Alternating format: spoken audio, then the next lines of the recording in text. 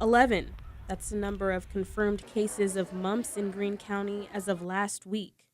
Although it's not enough to be considered an outbreak, it's still alarming for the Springfield area. We don't see mumps cases very often. And just to give you like a historical perspective, prior to 1965, there were 288,000 cases reported in the US every year. When we have a quote unquote normal flu season, they have just below like between 2 and 300 cases reported. That's nationwide. The vaccine preventable disease has seen outbreaks recently in Columbia, Missouri, and Northwest Arkansas. It's not something we see on a regular basis. It pops up from time to time. All of the cases that we have right now, we have associated with either MU or Northwest Arkansas. Health officials are concerned, however, of the decrease in vaccination.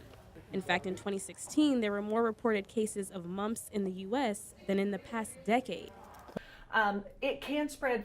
It's not as infectious as measles, but it is still easily spread person to person if you've got an under immunized population. And that's always going to be our concern. The vaccine is 88% effective against mumps, measles, and rubella, and very safe, according to the Center for Disease Control and Prevention.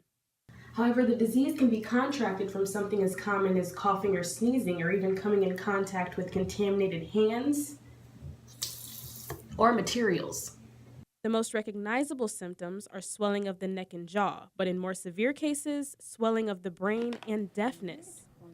Health officials are urging families to get their children vaccinated before they are exposed to the disease, and urge anyone who thinks they may have symptoms to get checked immediately.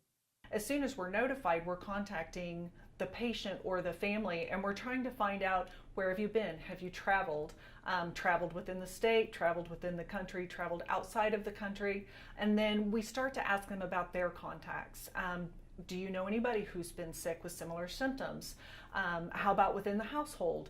If with mumps specifically, within the household, if we have a confirmed case of mumps, does everybody else, are they fully immunized? So those are questions we ask to try and track back the source of the illness, as well as to try and prevent the transmission to others. In Springfield, I'm Intisar Faulkner.